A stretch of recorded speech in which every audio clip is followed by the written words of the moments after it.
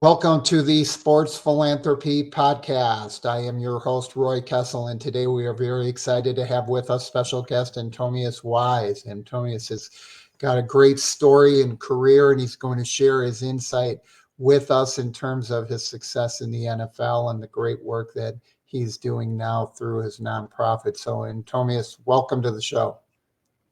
Thank you, Roy, for having me. I greatly appreciate it. We're excited to learn more. And before we dive into the fantastic work you're doing now with your nonprofit, I want to take people back to when you were a young boy. What got you interested in sports? How did you develop that interest and passion? All right, well, let's take a deep dive. When I was 5 years old, I told my mother, that I wanted to make it to the NFL. So I literally designed my life at 5 years old that I was going to make it to the NFL. That means overcoming peer pressure, things of that nature. Now, taking consideration, my mom passed away of complications of AIDS when I was 8 years old. So the things that I told her, that I was going to do, I really had to put that in motion, and that helped me overcome so many obstacles, when it comes to peer pressure, things like that. So I was a ward of the state, until my uncle, who was in the military, him and his wife, they were very monumental in my life, so they end up adopting me and my sister. So at that stage, my mindset was, I don't need to cause them any trouble. Um, I want to, thank them for, bringing me in, because they didn't have to, but they did. So that was very monumental. So that fueled me all the way through middle school, and high school, and anybody, if you're a military brat, you understand that you're going to go through, you're going to transfer to a lot of schools. So I was already like used to sudden change, as we call it in football and in sports. So from a life perspective and sports perspective, it kind of mirrored each other. Now, as I started, going through high school, like I said, I still had the dream of going to the NFL, and in college, it was just, making sure, things line up. And a lot of people can get sidetracked, when you have those type of visions. Now, I do tell people, here's one of my famous quotes: the key to patience is doing something in the meantime. So even if you have a 5 year, dream or goal, or 10 year, 20 year, you still have to live in the meantime. So by the time I got to college and doing sports, it was like, okay, sports is great, but I still have to, be able to, to work and, provide for myself. So I would take certain jobs that most college kids wouldn't take. So I would do things like be a temp for the IRS, or different type of banks, things of that nature. So it shift my mindset to just start understanding society, processing 1040s, whatever that temporary, work was. So it gave me an additional skill. So as I was going through college, I ended up transferring to 4 different colleges. And that's how I got the name when I got to the Redskins, 4 schools. I went to Morris Brown College first. They shut down. Then I went to West Virginia Mountaineers with Rich Rodriguez was up there. And then I ended up transferring to Tennessee Martin, University of Tennessee at Martin. And the thing there, they tried to make me a defensive end and told me I can make it to the NFL if I gained 70 pounds. The guys at the Redskins, they laughed at that. And then I ended up going to a little small NAIA school in Jackson, Tennessee called Lambeth University. At that point in my life, I know Lambert. I yeah, really, represented a kid from Lambert. Yeah, Lambeth was great. I did whatever Coach Wallace, Vic Wallace was the coach at the time. And I remember telling Vic Wallace, I was like, hey, Coach Wallace, I know this is like my last hurrah. I don't even want you to give me a scholarship. Just give me the opportunity to be in front of scouts. He said, and Tommy, are you serious? I was like, yes, sir. I just want that opportunity, because I know I can make it. And he was like, okay. And once we got out there on the field, I dominated. There was a scout from the Giants. Well, I can't remember his name off top, but he made me run the 40 with my pads on. And I ran a 4.53. And he said, and I was at 6'3", 220. He said, "Hey, look, young fella, just stay out of trouble. You're going to get a shot. I'm going to put this on the wire." And when he put that on the wire, I want to say about 28 teams came to see me. It was amazing. Yeah, I was just like, wow. So I told, my uncle who adopted me, I was like, well, I think I'm going to really get that opportunity to go to the NFL. They was like, yeah. I was like, yeah, I've been talking to, a couple scouts and this is what they read on me, and if I come out now, I'll be a free agent. And if I wait, I'll be like a third or fourth round pick. Now, there was a particular scout. I'm going to do a little name dropping here. His name was Mike Faulkner. He was with the New Orleans Saints at the time. So in his thing, he said to me, he was like, "Son, I've followed you from all the schools you went to. One of your coaches, Joe Crosby, I used to coach him. And he was like, you may have problems with your eligibility, because you transferred to so many schools, but always want you to keep my number." So I want to say draft day that year, or a day before. So a lot of teams, if you're on that radar, they're going to give you a call, to make sure the number is good, things like that. So the Saints end up, someone from the Saints department gave me a call. I was playing video games with one of my friends. I'm just like, dang, okay, all right, but this is the process. So draft comes, Saints give me a call after the draft.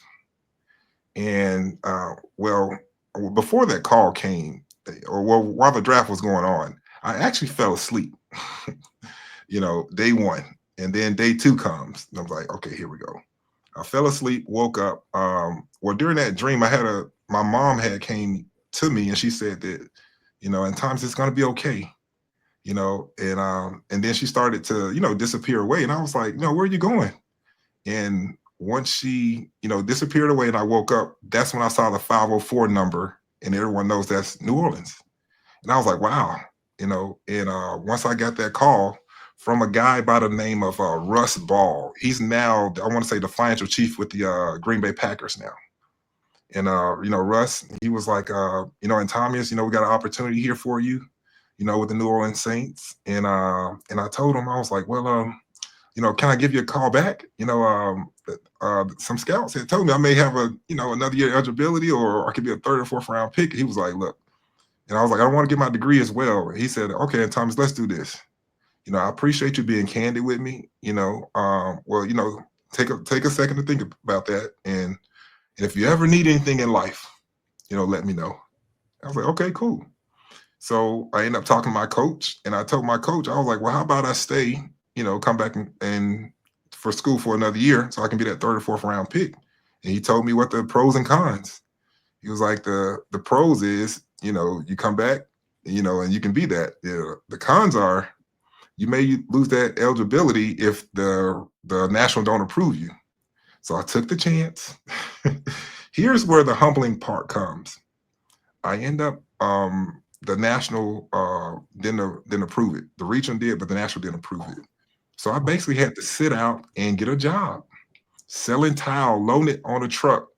And I would train, use a 45-pound sled. I would drag that sled probably about 5 times a week, and then do a lot of plyometrics. So I said, man, when my pro day comes, I gotta live it up. But that was a very humbling time. The school kind of, turned their backs on me, players on the team, so that's one of the things when you go through life that, everybody may not agree on the decision that you make, but you still have to, stay focused. It's hard, right? When you go through and you have that opportunity. I remember working with players, and it was always, it's different now in the day of NIL and things, right? You were a pioneer in going to 4 schools in 4 years. Now it's not that uncommon, as you see players jumping around. But it's hard because you're weighing up, where do I get the best opportunity, and can I improve my opportunity? And when you get your foot in the door, it's hard to give up that option, right? Yes, you are exactly right. Exactly right. But it's all about, like I say, seizing the moment, because opportunities are never gone. Someone else just took it. So you have to be able to, seize the moment. And what I did, like I said, I stayed in shape, all that good stuff. And I went and did arena football for a couple weeks with Spokane Shock, right? So I did that, and I contacted Mike Faulkner, that scouts who's with the Saints. He went to the Redskins. So pro day comes. I run a 4.46 on my pro day, weigh 6'3", 220, bench press 225, 18 times, and vertical jump 40 and a half, and he was like, oh, you're coming to me, And those for people, for our viewers and listeners that don't know how those fit in, those are incredible numbers for the size that we're talking about.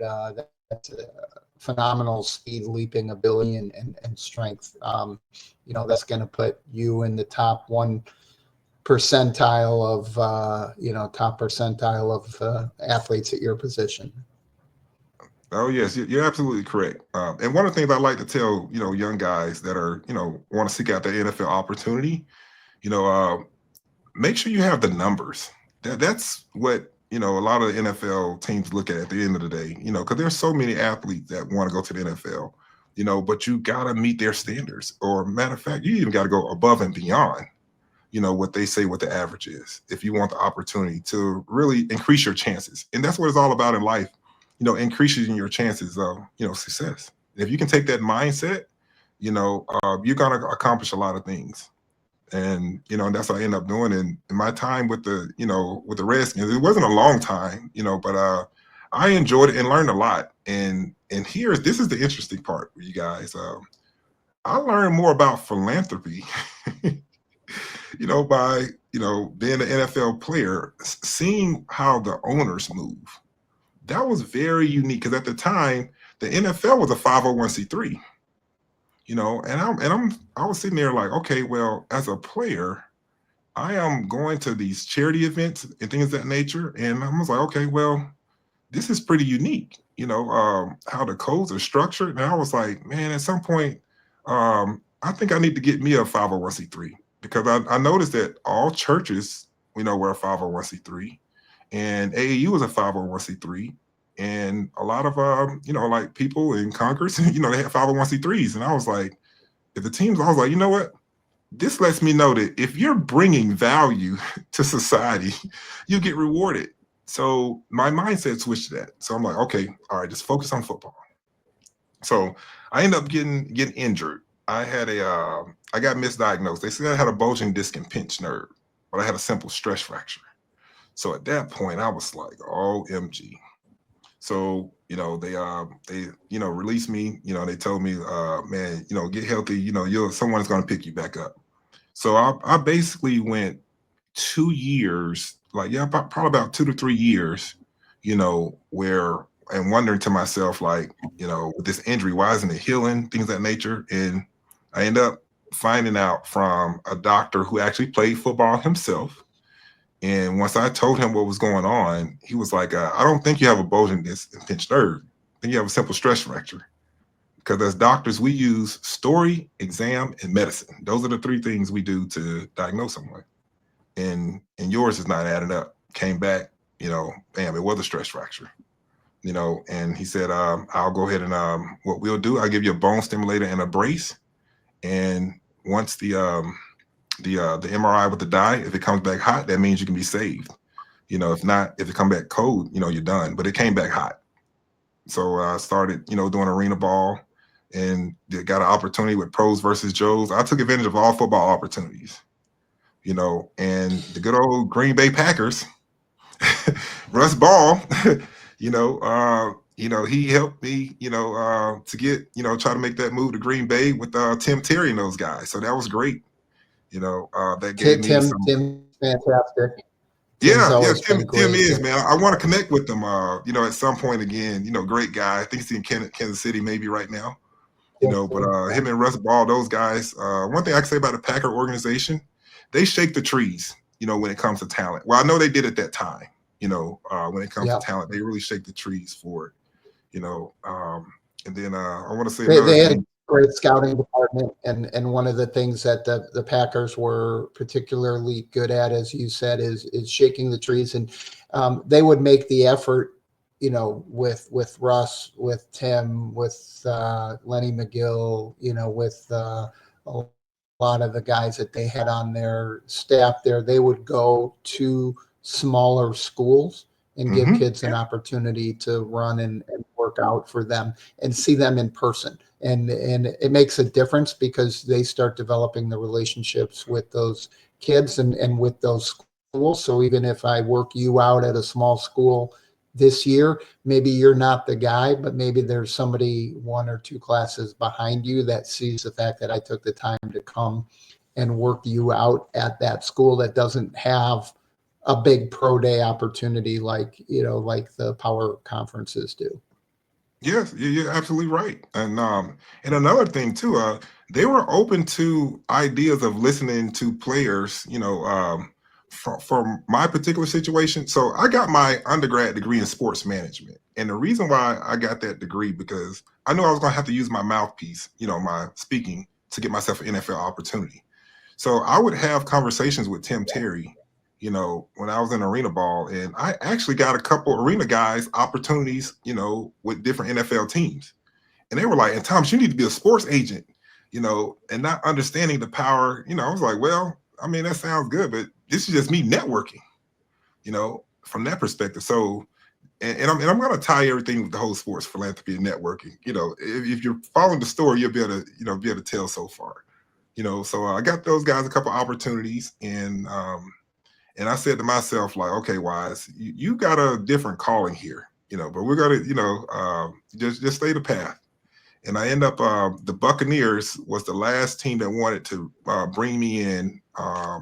What's the head coach for the Falcons now? What is his name? It just slipped my mind. But he was down with the Buccaneers, and they end up choosing Revis, and Doug Williams was there too. Good old Doug. Yeah, but they chose Revis over me. So at that point, I was like, well, I have my nonprofit already, which is Wise Protective Service and More, INC, and I had a business, executive protection company protecting celebrities and hedge fund managers. So I was like, well, I'm going to get a substantial credential somewhere, but the nonprofit is really what my mindset, what really wanted to bring value and shift, to society. So my nonprofit, we assist domestic violence survivors and batters, interventions. So I try to provide a solution for domestic violence. And also we assist kids who deal with obesity and kids whose parents, passed away of AIDS. So a lot of people, when they ask me, here's one of the biggest questions, and I think this is a good one, especially when it comes to nonprofit. What made you start the domestic violence nonprofit? So when I say to people, well, it was from an experience I went through. And I was like, okay, well, you're a big guy. So what experience did you go through from that standpoint? I was like, well, when I was getting, cut from one of those teams, my fiance at the time, she cheated on me. She kicked me out. And she told me to come back to her when I get my stuff together. Granted, if anybody played professional sports, there's a transition period that you go from being this godly figure to back to reality. So at that point, I was like, okay, well, when she did that, I was like, well, I'll just go live with my parents. I put myself on a regimen of, I'm going to go live with my parents for 30 days, no sex, none of that stuff, and so, and it wasn't to get right with her, but it was just to get right with myself. So the guy that she, cheated on me with, and reason why she kicked me out, he started to beat on her. I'll never forget this. And she told me, she told me about it, and I'm just like, man, I want to help her, so bad. But she told me to come back and get my clothes and the ring. Now I'll never forget this. And as she was walking down the stairs, the guy shot up in the air. Now, keep in mind, I have an executive protection company. For all those that don't know, that's like high-end security. So me coming from an assignment, already dressed, have my, vest and weapon available, things like that. The guy shot up in the air, and she walks towards me, with the bag and the ring, and says, Antonius, please don't shoot. My mom said I can take the licks from this guy. It's just a couple licks. And I was like, you don't have to take this, so she walked in my line of sight, and I use emotional intelligence. I didn't, shoot, or anything. So on that long drive home, I sat down, and I was like, I did a lot of soul searching. And when I got in the house, President Obama at the time, had a commercial that said one hit is too many. Since I was in grad school already, getting my master's in public administration, emphasis on nonprofit, I decided at that point, start my nonprofit, and also, write down your bylaws and articles and submit it to the IRS. You want to assist, survivors with DV, domestic violence. And I end up partnering my executive protection company with local PD, and we would help ladies to go back and do go back to their homes and get their things and go back to the shelters. So that's how I started, with the nonprofit, from that perspective. So, and things just kind of took off. And if anyone ever experienced, domestic violence, there are so many things that go on within that. And I developed a lot of programs. And one of those programs I'm going to talk about with you guys in a moment is the financial literacy program, which is Wise Tax Strategies. Yeah, and I want to make sure we have time to get to all of the great work you're doing with the nonprofit, and obviously the domestic violence, a big issue, and the things that you're talking about, and financial literacy, as you know, is really a crucial area, not only for athletes, right, but for all young people coming through school. Overall, the schools do a really poor job of preparing people for life in terms of financial planning and financial literacy. So tell us more about the work that you're doing now. Okay, yes. So especially when it comes to financial literacy, one thing I notice in society now that there's 4 pillars of life that everyone is going to go through, right? Taxes, relationships, emotions, and health. And because I had a grasp of that, I wanted to be able to provide that. And since I provided it with, for survivors, I was like, okay, well, we'll just charge a fee to raise revenue for our nonprofit, provide that to, people in the community. And a lot of high earners, were coming to me. They wanted solutions when it came, to taxes and inflation and things of that nature. So there's an education piece where I try to speak to people about, to calibrate their mindset, but most importantly, to have a servant's heart. If you have a certain servant's heart, our society will reward you. It's just that simple. And that's where a lot of people get away from. I call it, I'm not needy or greedy. I'm seedy. So I plant those seeds and, so people, they'll be able to grow when people are ready to take action. So when it comes to, financial literacy in our, our society now, you have to understand our government is based off 2 systems. This is the biggest myth out here, right? So those 2 systems are, it's not black versus white, man versus woman, or rich versus poor. It's EIN versus social security number. Those that are operating on the EIN, you have up to 475 deductions. And those that are operating on the social, you only have 8. So understand that part. And then the next section is understanding that as of 2018, this is another gem for you guys. There's 4 ways the government rewards those for tax breaks who are bringing value to society. One is investing. This is what Warren Buffett and Grant Cardone do a lot of. Number 2 is real estate and depreciation. This is what Trump and Kushner do a lot of. Number 3 is creating new jobs, entrepreneurship. This is what Bezos and Elon Musk do a lot of. And number 4, nonprofit. Now, when you're a founder of your own operating public nonprofit, you're allowed to donate 60% of your AGI. Now, if you have a private foundation, you're allowed to do 30%. And the reason why the government allows this is because they understand that nonprofits need seed money to get started. I see so many people who, who start nonprofits don't understand the benefits of being a founder and not understand how to take advantage of those. And when they try to come to other nonprofits for asking for monies and things of that nature, the easiest thing what a lot of us do, especially that give away money to other organizations, I look at the board. If I don't see anyone on the board that's willing to give monies to the organization, it lets me know that they don't believe in the organization. So how can you expect to get funds from my organization where no one in your organization believes, in what you're doing? So, but there's a literacy part because a lot of people don't understand the tax codes. So getting with someone that can help you with tax planning, and that's why, like I said, with Wise Tax Strategies, those are the things we do. So I try to put myself in an environment with those who have a servant's heart. And when I met you, Roy, and what you guys do at Sports Philanthropy Network, I was like, this is great. This feels like home for me. Everyone has a love for sports and a love for philanthropy.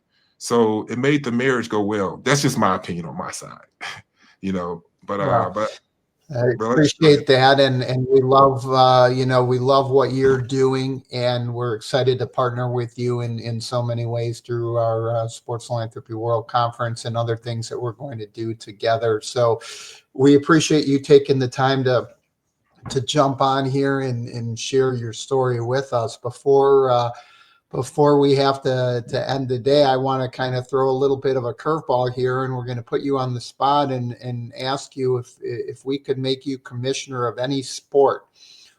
Tell us what sport you would choose. Oh, it would be football. Sorry, Roger. All right, so No offense, but You're kicking Roger out of his office there at 345 Park Avenue in New York, and you're going to take over the show. And so, tell us what's the first change you'd like to make? okay. So one of the things I would want to do, I would have a certain percentage of players get guaranteed contracts. Not all, just a certain percentage. I think that would, help, not only players, but just the organization, as a whole. And then players that have more security and something more to look for, and I think it would cut down a lot of the back and forth, especially a lot of times when it comes to the negotiating table with the NFLPA, and things of that nature. How they go back and forth every couple of years. If a certain percentage of players got guaranteed contracts, I think that would be great. Obviously I'm not a part of, I'm not the head person at the top, whatever, but that's just something I would take into consideration, when it comes to that. So, Well, it makes a difference. I think we're seeing a move that way. Some of the high profile stars, they may not be fully guaranteed. Significant portions are guaranteed.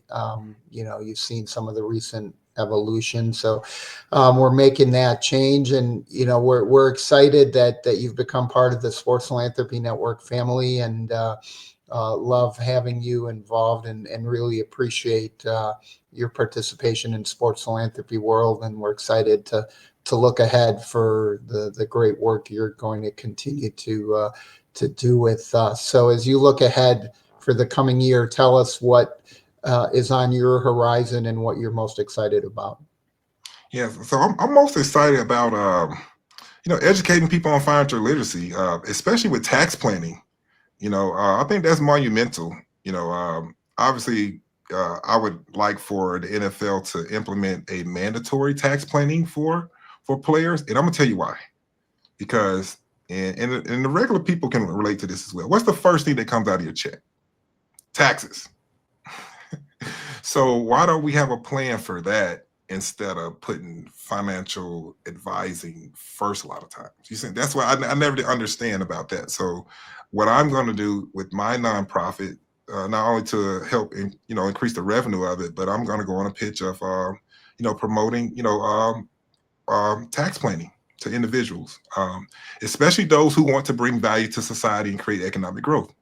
So for those who all have a servant's heart, most definitely feel free to contact me, wisetaxstrategies.org, or through Roy Kessel at Sports Philanthropy Network. I really want to work with those people, like I said, who have a servant's heart and want to bring value to society and create economic growth. So that's going to be my push going into 2025 and beyond. Well, I want to thank you for joining us today. I know it's been a great opportunity to learn more about the work that you're doing, to be able to share your story for all of our viewers and listeners. We appreciate you taking the time to join us today on the Sports Philanthropy Podcast. This is your host, Roy Kessel, reminding you to live generously. Thank you. Thank you all.